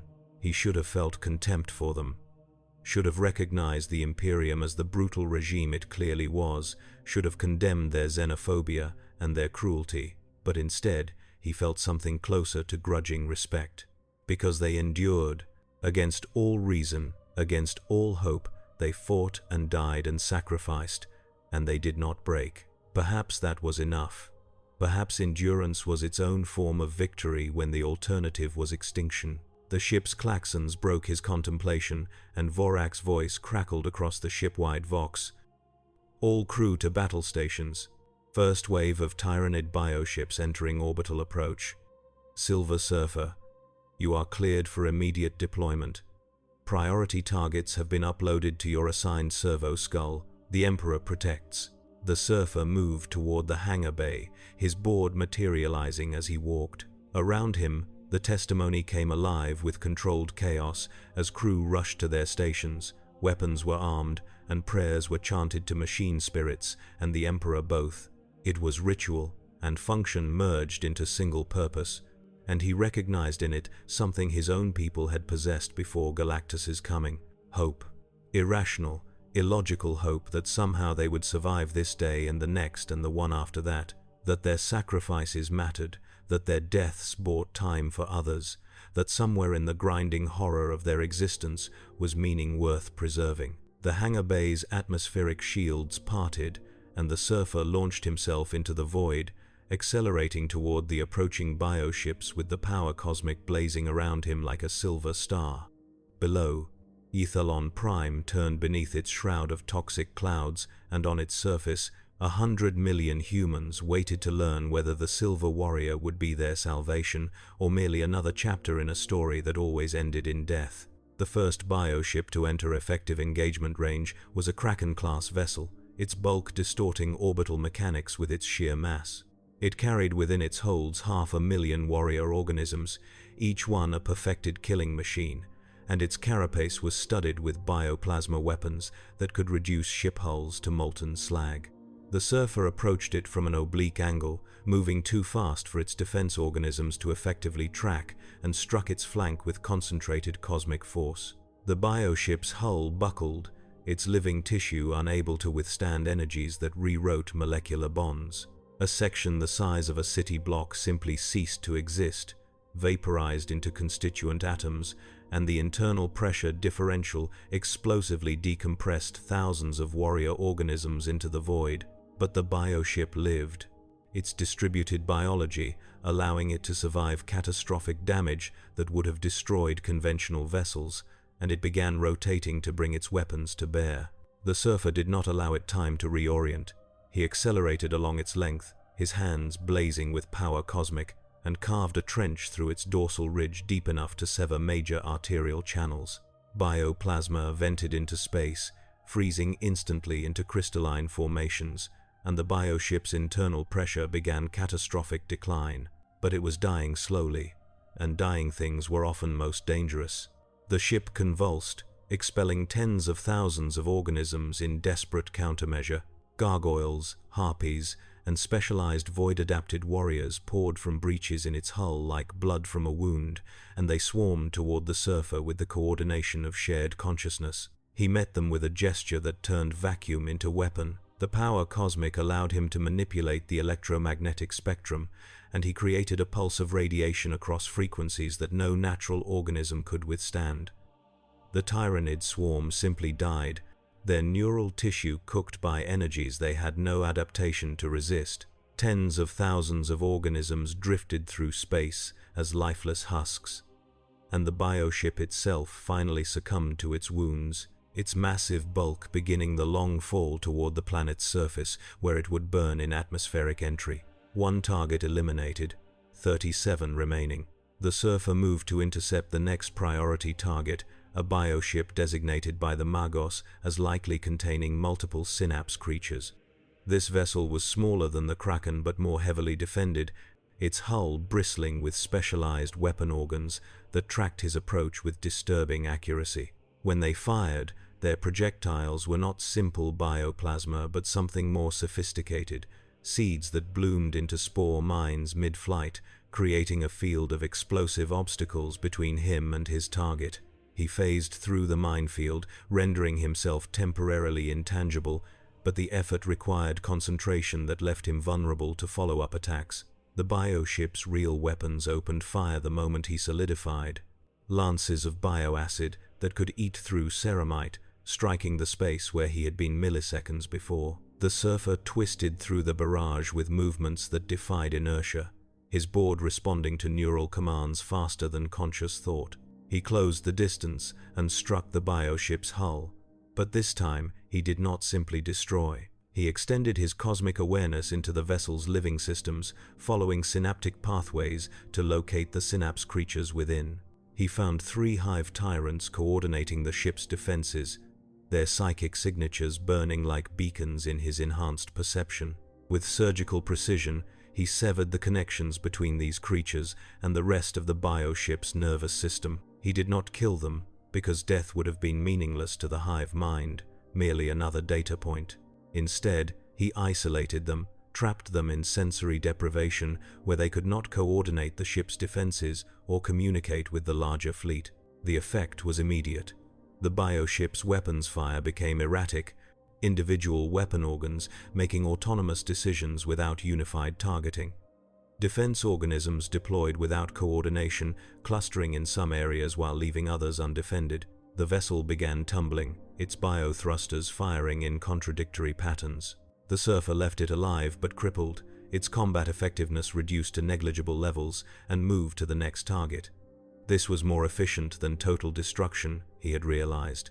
Each crippled bioship represented a drain on the hive fleet's attention, requiring resources to either recover or abandon. And each one scattered the swarm's focus across multiple objectives rather than allowing concentrated assault. But the hive mind was learning. The third priority target he engaged had reconfigured its defenses specifically to counter his tactics. When he approached, it deployed not swarms of organisms but a different countermeasure entirely. The bioship vented specialized spores into the space around itself, creating a cloud of biological material that his cosmic senses detected contained sophisticated psychic resonance. The moment he entered the spore cloud, the psychic assault began. Thousands of specialized organisms, each one a living psychic transmitter, focused their combined consciousness on his mind. It was not the overwhelming hunger he had felt from the hive mind earlier, but something more insidious. They were attempting to understand him, to map the patterns of his thoughts, and transmit that information back to the fleet. The surfer recoiled, erecting mental barriers with the discipline learned through years of resisting Galactus's mental influence. But the assault was sophisticated, probing for weaknesses in his defenses, and he realized with cold certainty that the Tyranids were adapting faster than he had anticipated. They had studied his first engagements, had observed how he used cosmic energy to manipulate matter and space, and were now developing countermeasures specifically tailored to his capabilities. He needed to change his approach again, needed to demonstrate abilities the hive mind had not yet categorized. The power cosmic was versatile beyond measure, limited only by imagination and will, and the surfer had centuries of experience discovering its applications. He stopped trying to fight through the spore cloud and instead transmuted it. Every spore within a cubic kilometer of his position simply ceased to be biological material and became inert carbon dust. The psychic assault terminated instantly, and the bioship suddenly found itself defenseless, its primary countermeasure neutralized before it could fully deploy. The surfer struck while the hive mind recalculated its approach, punching through the bioship's hull and targeting its primary synapse node with devastating efficiency. This time he did destroy it, because leaving it functional would have provided the hive mind with data about his new transmutation tactics. The bioship convulsed once, twice, then went still, lifeless mass beginning its terminal descent. 3 priority targets eliminated, 4 hours until Imperial reinforcements arrived, 35 bioships still approaching, each one reconfiguring its tactics based on his previous engagements. On the Testimony's bridge, Vorak watched the tactical display with expression that betrayed nothing of her thoughts. The xenoform was proving even more effective than her most optimistic projections. But she also noted the decreasing efficiency of his engagements. The first bioship had taken minutes to eliminate. The second had required nearly 20 minutes. The third had taken half an hour. The pattern was clear. Either the surfer was tiring, or the Tyranids were adapting faster than he could innovate new tactics. Megos. She addressed the tech priest coordinating sensor operations. What is the probability that the xenoform can maintain current engagement tempo through reinforcement arrival? The tech priest's mechadendrites twitched as he calculated probabilities. Current data suggests diminishing returns on engagement efficiency. Extrapolating from observed trends, the xenoform will become combat ineffective within 2 hours. Probability of maintaining tempo through reinforcement arrival is 12%.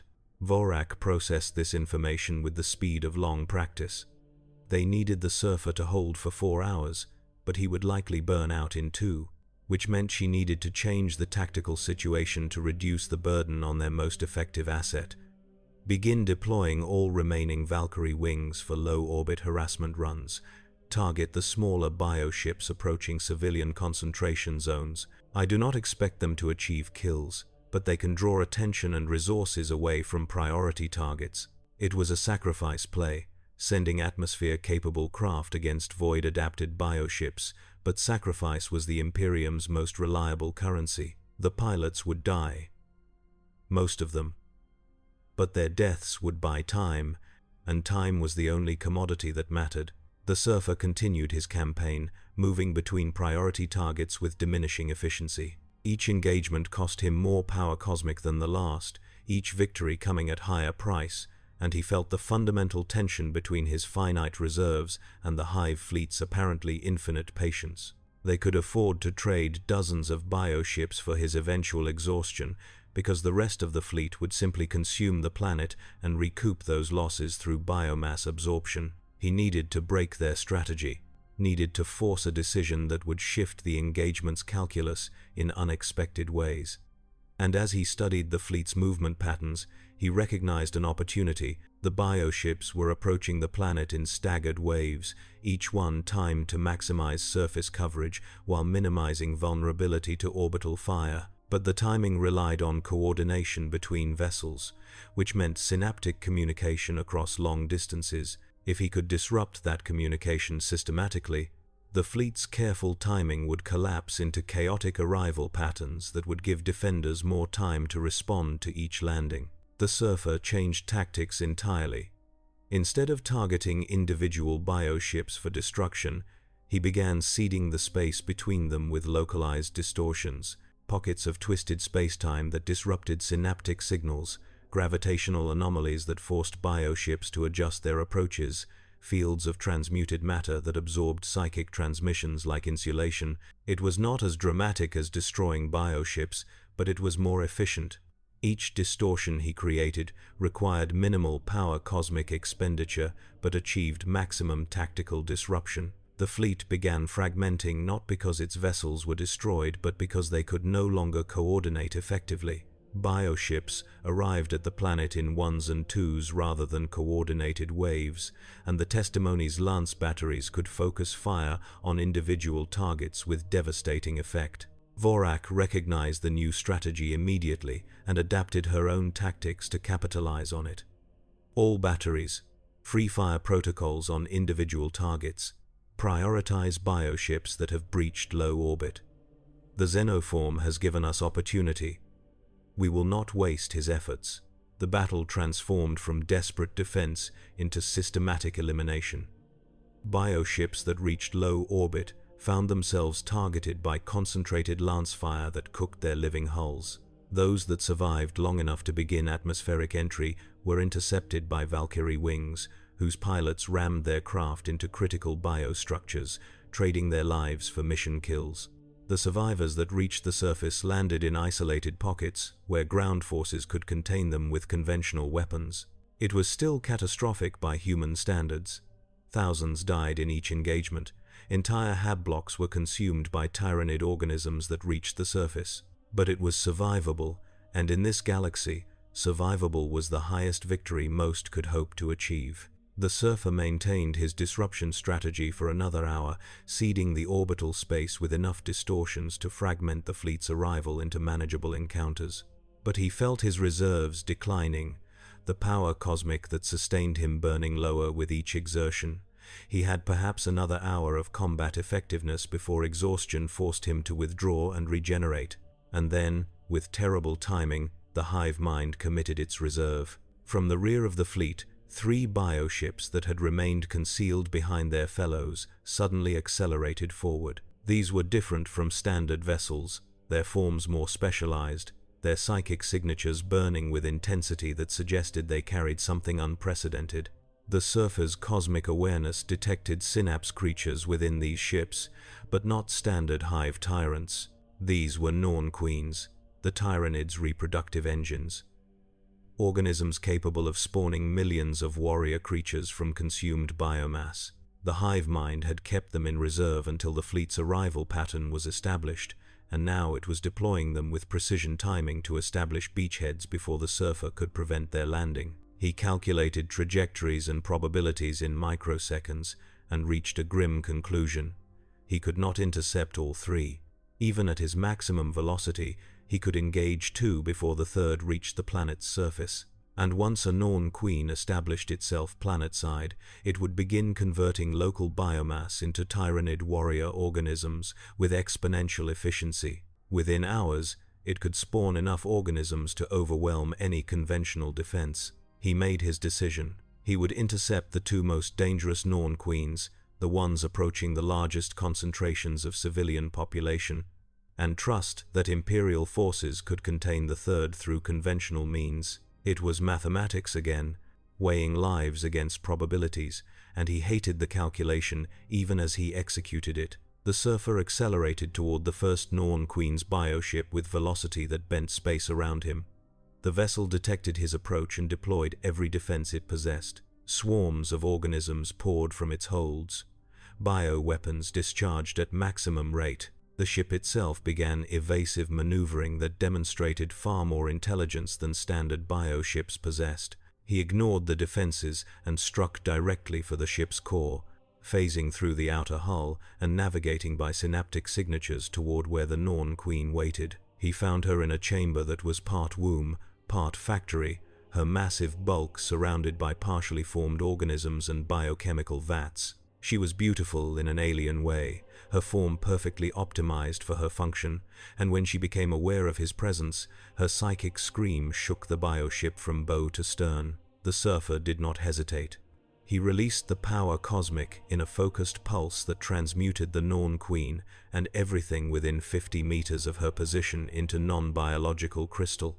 She died instantly, her consciousness extinguished before she could react, and her death triggered cascade failures throughout the bioship's systems. Without her guiding intelligence, the vessel began shutting down, its biosystems failing as coordinated organism reverted to independent cells. 1 Norn queen eliminated. The second was already entering low orbit. He extracted himself from the dying bioship and accelerated toward the second target. But he felt the cost of his previous effort. The transmutation attack had required significant power cosmic expenditure, and his reserves were critically low. He would have enough for 1 more major engagement, perhaps 2 smaller ones, and then he would be forced into regenerative rest whether he wanted it or not. The second Norn queen's bioship was smaller than the first but more heavily defended, as though the hive mind had anticipated his targeting priority. When he approached, the ship deployed a defense he had not encountered before. It vented a cloud of specialized organisms directly into his path, but these were not weapons or sensors, they were mirrors. Each organism was a biological reflector. Its carapace evolved to bounce back energy rather than absorb it. When the surfer struck them with cosmic force, the energy reflected back at him with his own signature, and he was forced to dodge his own attacks. The hive mind had observed how he used energy projection and had developed a countermeasure specifically designed to turn that strength into vulnerability. The surfer adapted, switching from energy projection to matter manipulation. He transmuted the reflector organisms into gas, rendering their primary function useless, but the expenditure cost him precious reserves. He pushed forward through the dissipating cloud and reached the bioship's hull just as it entered atmosphere. The friction heat of atmospheric entry washed over him harmlessly, the power cosmic shielding him from temperatures that would have vaporized unprotected matter, and he punched through the hull into the ship's interior. The Norn Queen waited in her chamber, but she was not alone. The hive mind had assigned her 6 hive tyrant bodyguards, each one a synapse creature of immense psychic and physical power. They attacked simultaneously, their coordination perfect, and the surfer found himself fighting in enclosed space against opponents evolved specifically for close combat. Talons that could shred tank armor raked across his cosmic shields. Bioplasma weapons discharged at point-blank range. Psychic assault hammered at his consciousness from 6 directions simultaneously. He fought back with desperation that surprised him, the realization crystallizing that if he failed here, millions would die in the subsequent Tyranid assault. The power cosmic erupted from him in bursts that rewrote local physics, turning gravity perpendicular to the floor, transforming the very air into razor-edged crystal, creating localized time distortions that left the hive tyrants moving through molasses while he operated at normal speed. He destroyed them methodically, efficiently, and without mercy. Then he turned his attention to the Norn Queen and found her staring at him with alien intelligence that carried something resembling recognition. In her eyes, he saw himself reflected, a being of power serving forces beyond his control, and the parallel was disturbing enough that he hesitated. That hesitation cost him. The bioship struck the planet's surface at that moment, the impact crushing its internal structure, but not before the Norn Queen expelled a final payload of genetic material from her spawning chambers. Millions of Tyranid cells, each one carrying potential to spawn warrior organisms, ejected from the dying ship and scattered across square kilometers of territory. The surfer destroyed the Norn Queen, but the damage was done. Even as she died, her genetic legacy was taking root in the planet's soil, and within hours those cells would begin consuming local biomass and transforming it into Tyranid warrior organisms. He extracted himself from the crashed bioship and emerged into Withalan Prime's toxic atmosphere to find the 3rd Norn Queen's vessel descending toward the planet's northern hemisphere. He had been too slow. The hive mind's strategy had succeeded. Even with his intervention, even with the fleet fragmented and dozens of bioships destroyed, the Tyranids had established their foothold. The surfer rose into the upper atmosphere, his form blazing with power cosmic despite his dangerously low reserves, and prepared to intercept the 3rd Norn Queen. But before he could accelerate, Vorak's voice crackled across his assigned Vox frequency. "Surfer, disengage. Imperial reinforcements have translated from the warp. We have fleet assets inbound. Conserve your strength for planetary operations. The space battle is won. Now comes the ground war." He looked up through the toxic clouds and saw them arriving, dozens of Imperial vessels translating from warp space in carefully coordinated emergence patterns, battleships, cruisers, troop transports, all bearing the aquila of the Imperium, and all moving with the precision of military forces that had fought these wars 1,000 times before. The Hive Fleet's remaining bioships suddenly found themselves outnumbered and outgunned, and the engagement's mathematics shifted dramatically in humanity's favor. The surfer descended toward the planet's surface, allowing the Imperial Navy to handle the void battle. His reserves were critically depleted, and the regeneration required to replenish them would take hours. But as he descended, his cosmic awareness detected the spreading contamination from the Norn Queen's genetic payloads, and he understood that the space battle had been merely the opening movement of a much longer war. On the surface below, Tyranid organisms were emerging from the contaminated soil, warrior creatures spawning by the thousands as consumed biomass was converted into living weapons. The Imperial Guard regiments that had arrived with the fleet were already deploying, thousands of soldiers establishing defensive perimeters around civilian concentrations. Artillery batteries were being emplaced, tank companies were forming up, commissars were executing deserters and rallying the faithful. It was humanity's response to existential threat, brutal and magnificent in equal measure, and the surfer wondered if he had merely delayed the inevitable or if something more fundamental could be preserved from this maelstrom. He landed in the ruins of processing Hab Sigma 77, where his arrival in this dimension had first been witnessed, and found the structure crawling with tyrannid organisms. Genostealers that had been dormant for years had emerged in force, coordinating with newly spawned hormagaunts and termagants to establish a beachhead in what had once been human territory. The civilians who had worked these Habs were either dead, fled, or in the process of being consumed by the tyrannid advance. The surfer raised one hand, and even depleted as he was, the power cosmic answered his call. Silver light erupted from his palm in a focused beam that cut through the tyrannid swarm like a blade through flesh. Organisms died by the hundreds, their chitin armor providing no protection against energies that rewrote matter at the quantum level. But he could feel the cost, the draining of his reserves with each discharge, and he knew he could not maintain this level of output for much longer. He needed to rest, needed to find somewhere secure where he could enter the meditative state that would allow him to regenerate his cosmic energies. But looking at the swarm advancing toward positions where Imperial Guardsmen fought and died, he could not bring himself to withdraw. A voice reached him through the Vox frequency, and this time it was not Vorak, but a man whose Gothic carried the unmistakable accent of Cadian training. Unidentified Xeno contact. This is Colonel Marcus Thren, commanding officer of the 77th Cadian Shock. I have visual confirmation of your position and your assault on enemy forces. If you are capable of communication, please acknowledge. The surfer responded, his voice carrying across electromagnetic frequencies that the Guardsman's Vox units could decode. I am the Silver Surfer. I am operating under authorization from Inquisitor Vorak. I am attempting to contain tyrannid breakthrough in your sector. There was brief pause, during which the surfer imagined the colonel consulting with his command staff and possibly suffering minor apoplexy at the idea of coordinating with a xenoform. Then the response came, professional and clipped. Acknowledged, Silver Surfer. We have artillery support available at coordinates I am transmitting now. If you can drive the swarm toward those coordinates, we can hit them with sustained barrage fire. Over. It was collaboration, however tentative, and the surfer accepted it. He adjusted his position, herding the tyrannid swarm with carefully placed cosmic force blasts toward the designated coordinates. When the swarm concentrated in the target zone, the Imperial artillery opened fire, and the surfer shielded himself from the resulting bombardment through a hastily erected force field. Thousands of shells fell in precisely coordinated patterns, turning the target zone into a crater of fire and shrapnel.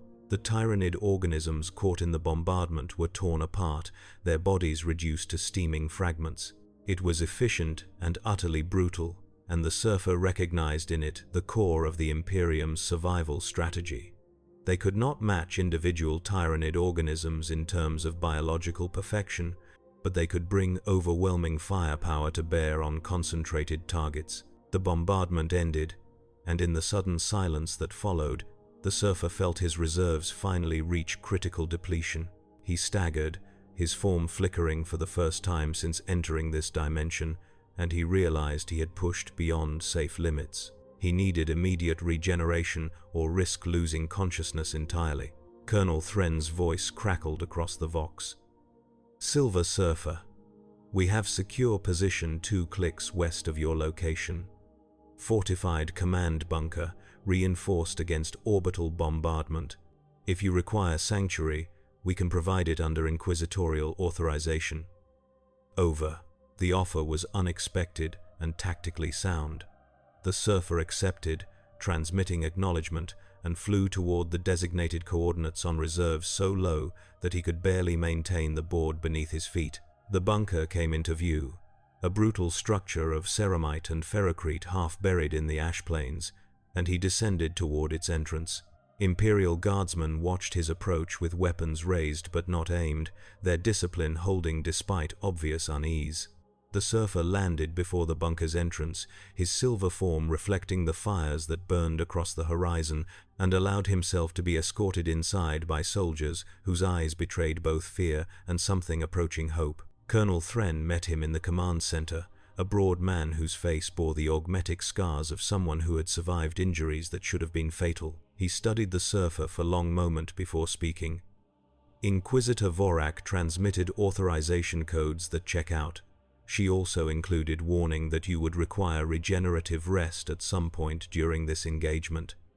I am prepared to offer you use of our secured meditation chamber, provided you submit to monitoring during that rest. Non-negotiable term. The surfer understood the caution and accepted it. Agreed. But understand that my regeneration will leave me vulnerable for approximately 4 hours. If the Tyranids breach this position during that time, I will be unable to defend myself or others. Thren's expression was grim. Then we ensure they do not breach this position. The 7/7 has held against worse odds than whatever Xenos filth wants to test our defenses today. You do your part, we will do ours. For the Emperor, the last phrase was ritual. The surfer recognized, an invocation of faith that bound these soldiers together despite impossible circumstances. He inclined his head in respect and allowed himself to be led to the meditation chamber, a small reinforced room deep within the bunker's core. As he settled into the meditative trance that would allow him to regenerate his cosmic energies, his thoughts turned to the larger picture. The space battle had been won, at least temporarily. The ground war had been joined, and humanity was fighting with the brutal efficiency that characterized their civilization. But the hive mind was still out there, still coordinating the assault, still learning from every engagement. And somewhere in the back of his consciousness, the surfer felt the attention of something vast focusing on this world. Not just the Tyranid hive mind, but something else, something that moved through the warp with purpose that transcended mere hunger. The Chaos Gods had noticed him. His last conscious thought before entering full regeneration was a question with no easy answer. In trying to save this world from one devouring force, had he drawn the attention of something even worse? The answer would come in blood and fire, but for now he rested, and the Imperium fought on without him.